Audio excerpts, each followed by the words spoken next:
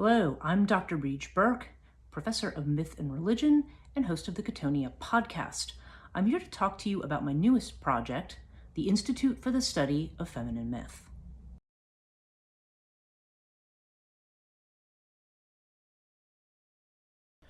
We live in a divided world, and probably the only thing we can agree on is that we are in an era of rapid change.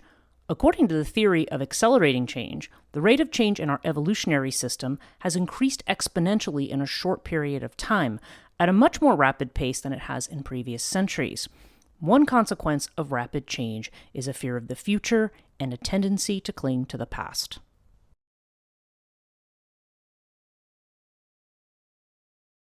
In our educational systems, there has been a demand for students to learn more and more in a short period of time. As a consequence, students learn what they need to know for standardized tests, and communication and critical thinking skills take a back seat.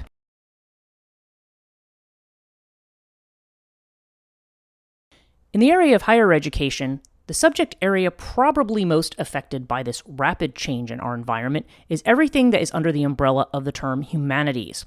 In a world of corporatized education, students attend university in order to get a job, and the humanities are seen as having less of a vocational value. Given the cost of higher education, this demand for return on investment is understandable. As governments focus more on corporate priorities, funding for higher education is cut, and universities are forced to act like businesses. As a result, degrees in areas like English, the classics, religion, or art are considered superfluous. I'm sure you've heard the people talk about the uselessness of the English degree, for example. But university education is not job training. It's intended to give you a broad set of skills that will help you navigate the world stage, learn different points of view, and make informed choices in society. However, in the last 20 years, the goals of education have become less about the tools we need to navigate a free society and more about climbing the corporate ladder. Humanities classes are relegated to what is known as general education, and to many students, these classes are simply an expensive box they have to check towards their final degree.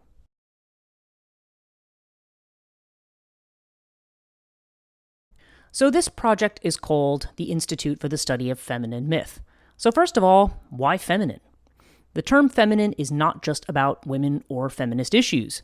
I'm referring to things connected to the archetypal feminine, intuition, receptivity, emotions, sovereignty, and a focus on the collective. Looking at the feminine means looking at the collective, how we are part of a larger system. Our societies have been dominated by the archetypal masculine. Our standard of truth relates to rationality, judgment, analysis, and action. All of these things are important, but they can become toxic or even traumatic when they are not balanced by feelings, empathy, receptivity, intuition, and openness. Dismissal of the feminine leads to black and white thinking, judging everything as either on the side of good or evil, and an excessive focus on the individual and what's quote-unquote mine, rather than thinking about sharing or how our gifts benefit the community. Part of our current collective anxiety comes from curtailing the imagination, from giving away our creativity to machines, and from being told to fear or dismiss anything outside of our bubble of experience.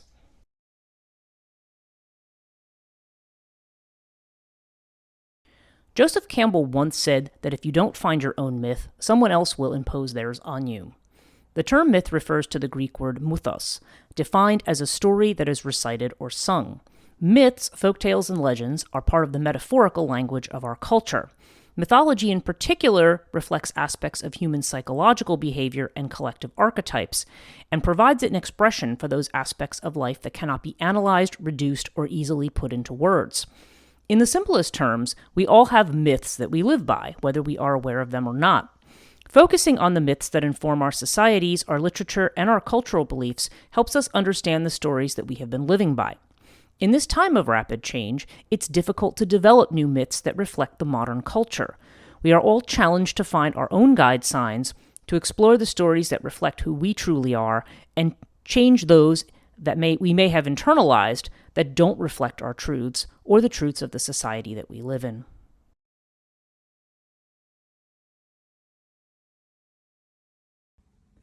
All of these things have brought me to the organization of the Institute for the Study of Feminine Myth. My vision is for a fully online school bringing together exceptional credentialed faculty in the humanities and social sciences to teach courses that enable us to think differently about the world we live in through reworking and rethinking mythical stories. This is a school that enables humanities and social science faculty to teach what they're really passionate about to equally passionate students who are evaluating their life in the context of the myths our society lives by and helping those students find their own authentic voice.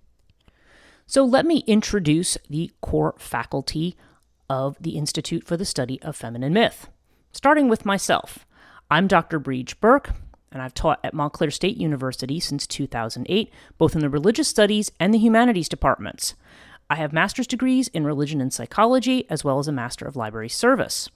My doctorate is in literary studies from Drew University. My focus has been on the history of the afterlife from archaic religious systems to modern times, and how our ideas about death and life after death inform our view of the feminine, with a capital F. I worked as a librarian for 27 years, retiring from an associate university librarian position at Fairleigh Dickinson University, where I headed up the technical services, acquisitions, and library systems areas. I host the Cotonia podcast and have done so for the last 5 years, which is dedicated to exploring the quote-unquote dark feminine in myth and folklore. I've written 5 fiction books, numerous academic chapters, and my doctoral work is published under the title Death and the Maiden, The Curious Relationship Between the Fear of the Feminine and the Fear of Death. Dr. Joanna Madlock is a New Jersey-based scholar, writer, and photographer. She holds a PhD in humanities from Silesian University in Poland and studied photography at the International Center of Photography and the Penumbra Foundation in New York. Currently, she teaches courses in creativity and literature at Montclair State University in New Jersey. She is the author of over 30 scholarly articles and a book about Joseph Brodsky. Her research interests focus on the figure of the trickster, particularly the female trickster, and the intersections between photography and literature. Her photographs have been exhibited in the US, Europe, and Australia. Dr. Kate Kinsbury did her doctorate in anthropology at Oxford University. She has lived in Africa and Mexico, researching religion, spirituality, and myth. She currently teaches at the University of British Columbia and Alexandra College in the Vancouver area. She has authored a book on Santa Muerte and over 30 articles focusing on spirituality and women, in particular Santa Muerte, the Mexican female folk saint of death. Her work focuses on religion, social justice, femicide, gendered violence, and the ways in which women reclaim dignity and power through spirituality. And finally, Dr. Max Orsini. Hailing from Brooklyn, New York, Max Orsini is a poet, literary critic, singer-songwriter, and professor. He serves as an administrator and international student advisor at Drew University in Madison, New Jersey. Max also obtained his doctorate from Drew University, and his doctoral work was published in 2018 as The Buddhist Beat Poetics of Diane de Prima and Lenore Kandel. And in spite of his modesty, I will vouch for him as an absolutely exceptional professor of literature.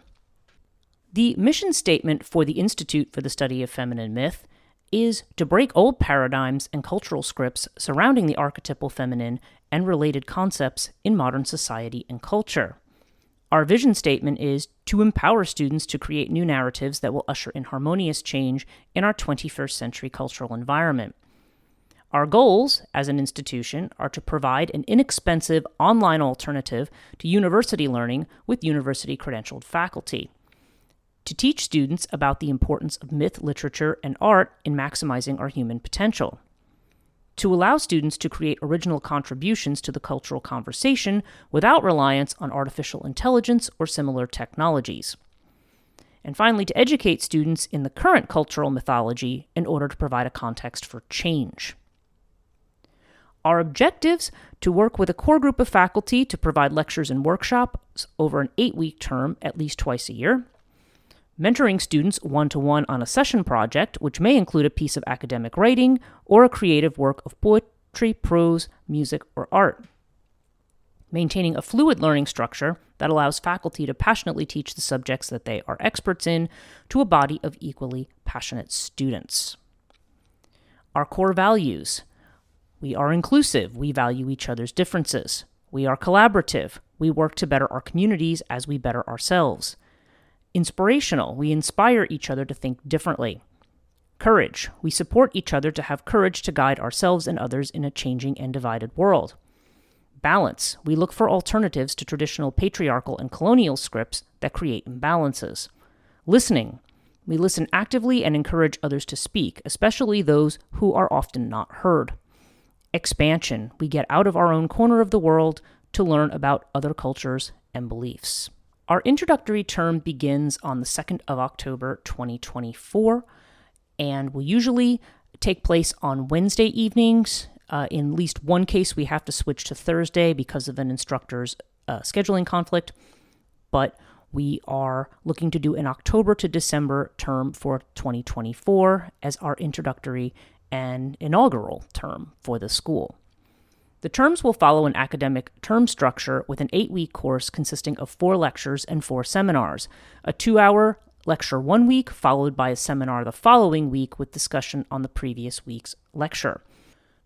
By the end of the 8-week term, students will have submitted the idea for a project of their own, which they will have until roughly the 3rd week of December to complete. This can be a paper, a fictional work, poetry, art, music, or something else agreed upon with their mentor. There's no formal grading, just discussion and feedback. At the end of the term, those who complete everything will have a creative project of their own that has been mentored by a faculty member and a certificate of completion. Projects can be something students refine, publish, or exhibit as they choose. Certificates can be added to a resume or CV and can be especially useful to teachers and counselors, among others. For the first term, the theme will be Myths and the Modern World, Reworking Feminine Mythologies. The lecture content will focus on several different topics related to the feminine. Dr. Madlock will be focusing on witch imagery in fairy tales, the folklore of Baba Yaga. Dr. Kinsberry will be focusing on La Llorona, Santa Muerte, and feminine rage.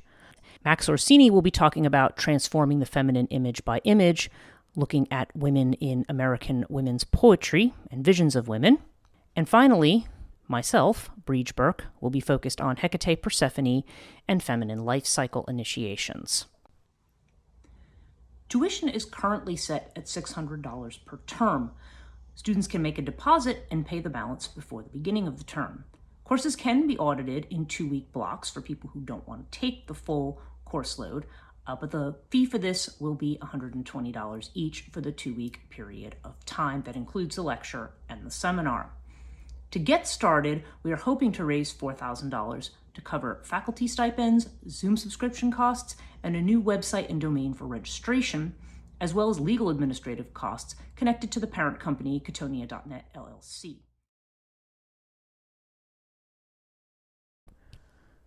For the first year, our goal is to enroll at least 20 students in our regular program, featuring lectures, discussion, and mentoring with core faculty.